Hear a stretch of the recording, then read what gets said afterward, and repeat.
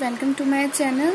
So today's topic pair of linear equation in two variables. So सबसे पहले हम chapter का नेम समझेंगे कि उसमें है क्या.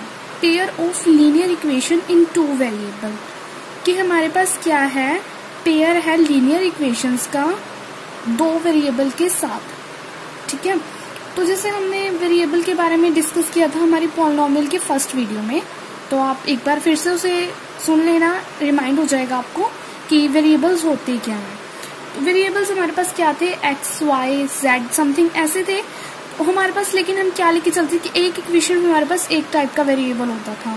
तो टू वेरिएबल क्या होता है कि अगर एक ही इक्वेशन में दो वेरिएबल्स हों, ठीक है, two linear equations in the same two variables are called a pair of linear equation in two variables. इसका मतलब क्या है कि दो इक्वेशंस ले ली कोई linear in the same two variable are called pair of linear equations. मतलब क्या है कि हमने क्या लिया, कोई दो इक्वेशंस ली हैं, ठीक है, पेयर लिया हमने इक्वेशंस का, उसमें हमारे पास जो वेरिएबल होंगे वो क्या होंगे, सेम होंगे. दो वेरिएबल जो हमारे पास क्या होंगे, वो सेम होंगे, तो उसे हम बोलेंगे pair of linear equation in two variable. ठीक है, तो आपको जनरल फॉर्म से क्लियर हो जाएगा. जनरल फॉर्म देखो आप क्या है, general form of a pair of linear equation is a1x plus b1y plus c1 is equals to 0. And second हमारी जो है a2x plus b2y plus c2 is equals to 0. हमारे पास क्या है, लीनियर इक्वेशन का ये क्या है, पेयर है.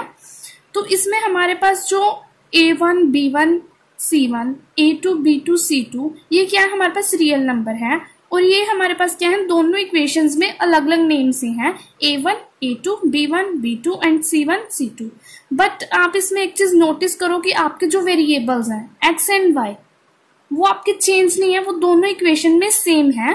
तो इससे आपकी यहाँ पे डेफिनेशन क्लियर होगी pair of linear equation in two variable की. जो हमारा चैप्टर का नेम है या हमारे टॉपिक का नेम है, उससे हमें ये चीज क्लियर हो जाती है. उसकी डेफिनेशन जो हमने रीड करी उसमें ये चीज बोली थी कि हमने दो कोई लीनियर इक्वेशंस लिया, यानी कि दो लीनियर इक्वेशंस हमारे पास क्या है, a1x b1y and c1 a2x b2y plus c2. हमारे पास ये क्या है, दो इक्वेशंस हैं आपके पास, और ये क्या है, इसमें जो आपके वेरिएबल हैं, दो वेरिएबल यानी कि x एंड y वो क्या है, आपके सेम है, तो उसे बोलेंगे अ pair of linear equation in two variables.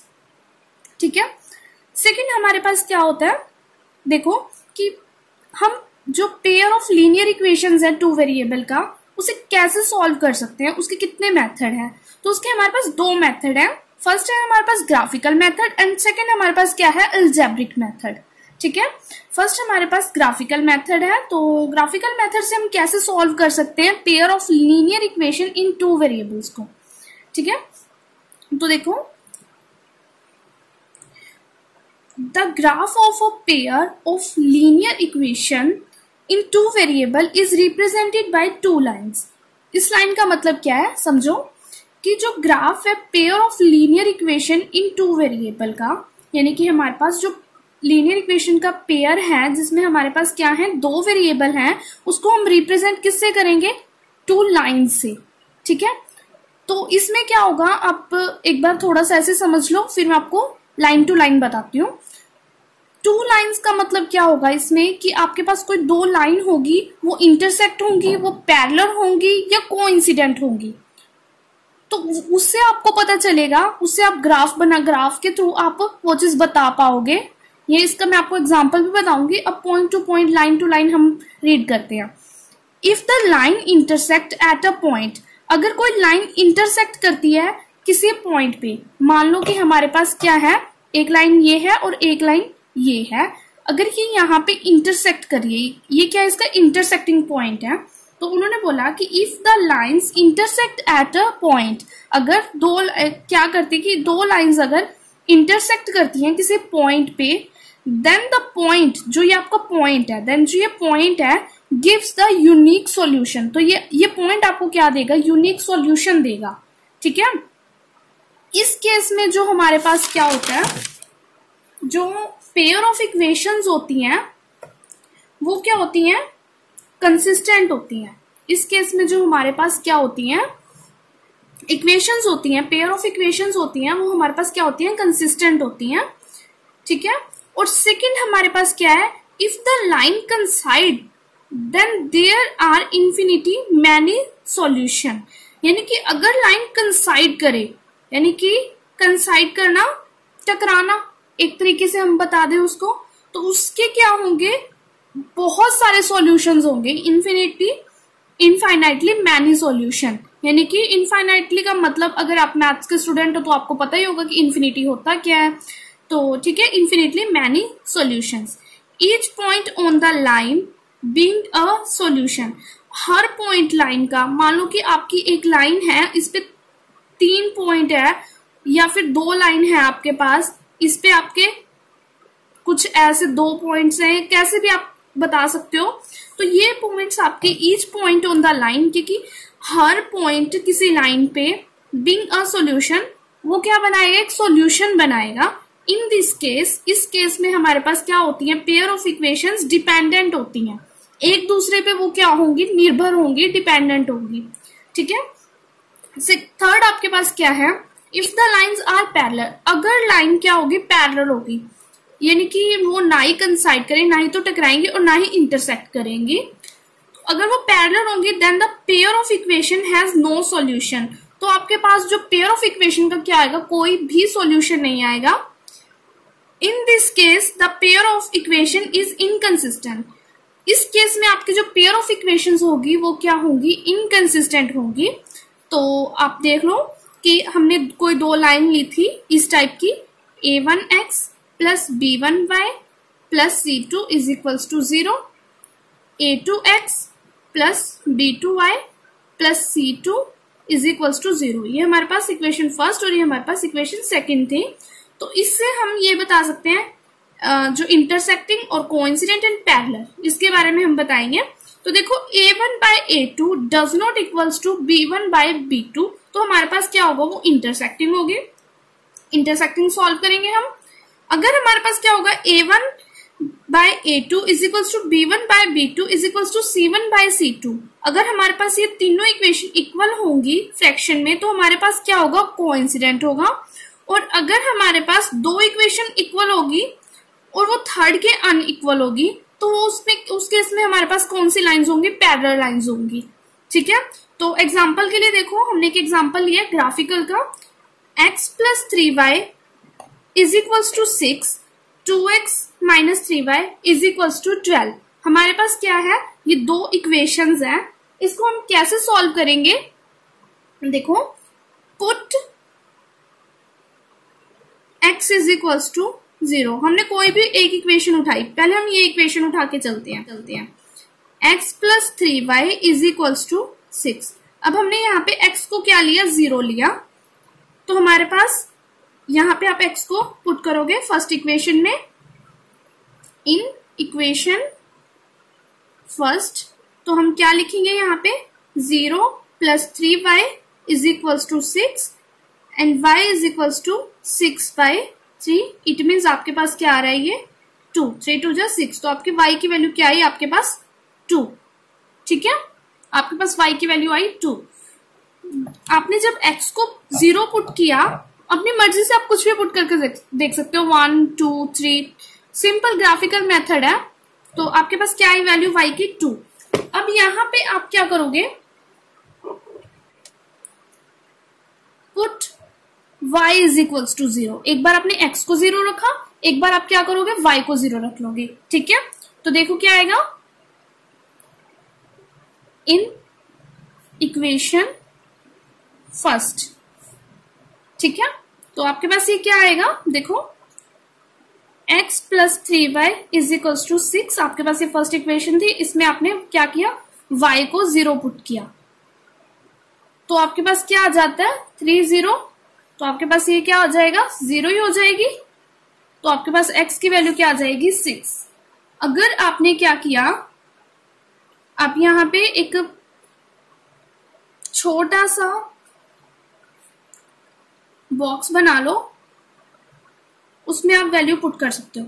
अगर आप x को 0 पुट करते हो तो आपकी y की वैल्यू क्या आती है 2, और अगर आप y को 0 पुट करते हो तो आपकी x की वैल्यू क्या आती है 6। तो आपके पास वैल्यूज आ गई फर्स्ट इक्वेशन की। ठीक है, ऐसे ही हम सिमिलरली सेकंड की फाइंड करेंगे। सिमिलरली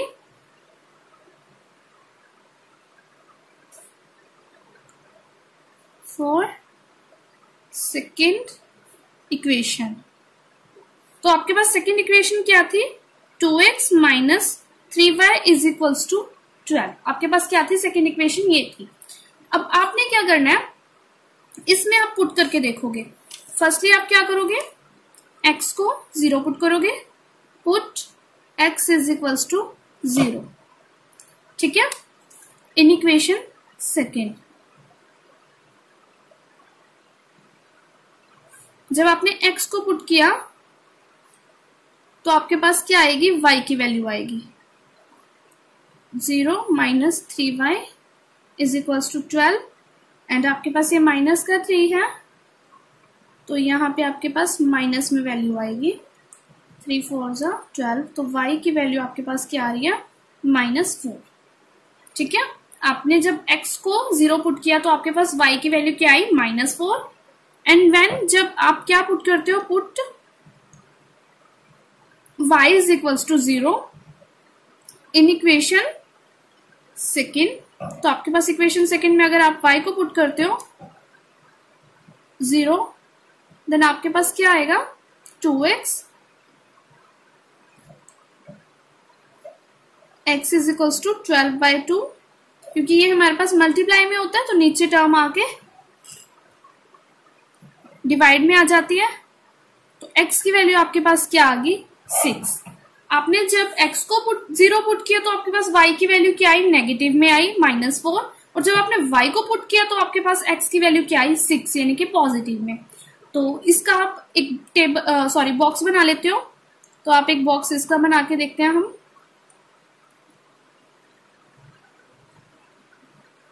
कि हमने x को अगर 0 पुट किया तो आपके पास y की वैल्यू क्या आई -4, और अगर आपने y को 0 पुट किया तो x की वैल्यू हमारे पास क्या आई 6 आई।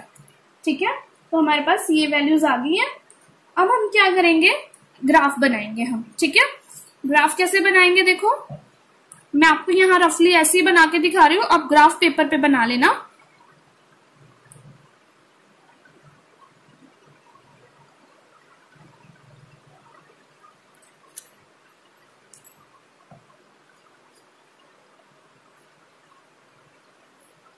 आप प्रॉपर अपनी ज्योमेट्री से, जो ज्योमेट्रिक आपके पास मटेरियल होता है उससे आप प्रॉपरली बनाना ग्राफ पेपर पे। तो ये हमारे पास क्या होता है ओरिजिन, और एक हमारे पास होती है एक्स एक्सिस और एक हमारे पास होती है वाई एक्सिस। ठीक है, तो आपके पास Y axis negative Y, X axis positive X axis, negative X axis. ठीक है, तो सबसे पहले आप देखो कि आपकी वैल्यूज क्या क्या आई थी। इवन में ले लेते हैं क्योंकि हमारी मोस्टली वैल्यू इवन में ही है। तो 2 4 and 6, so 2 4 and 6 -2 -4 and -6 2 4 and अब थोड़ा इसको बढ़ा लो 6। ठीक है, देन आपके पास अब क्या आएगा, इक्वेशन फर्स्ट के अकॉर्डिंग हम देखते हैं। अगर हमने x को 0 पुट किया था, पॉइंट लगा लेते हैं, x को 0 पुट किया था, देन y की वैल्यू हमारे पास क्या आई थी 2। आपके पास y की वैल्यू क्या आई थी 2। x को अगर हमने 0 पुट किया था तो y की वैल्यू आपके पास क्या आई थी 2, और अगर आपने y को 0 पुट किया था देन x की वैल्यू आपके पास क्या आई थी 6। ठीक है, इक्वेशन फर्स्ट के अकॉर्डिंग आपकी मेरी लाइन थोड़ी सी स्ट्रेट नहीं है, तो आप with the help of scale बिल्कुल स्ट्रेट लाइन लगाना। ठीक है, मैं रफली बता रही हूं आपको, बट आपको समझ आ जाएगी। तो ये आपकी कौन सी इक्वेशन थी, आपके पास ये फर्स्ट इक्वेशन थी। आप यहाँ पे लिख सकते हो कि आपके पास कौन सी इक्वेशन थी, x + 3y = 6 फर्स्ट इक्वेशन थी आपके पास। तो अब सेकंड इक्वेशन के पॉइंट्स पुट करोगे इसमें।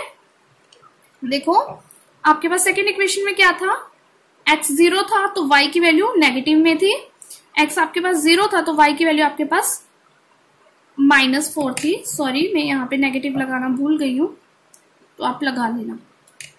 ये क्या है, नीचे हमारे पास नेगेटिव y एक्सिस, तो आपके पास ये 4 आई थी, और आपने जब y की वैल्यू को 0 पुट किया देन आपके पास x की वैल्यू क्या आई थी 6, तो आपकी एक पॉइंट आपका यहां पे आता है।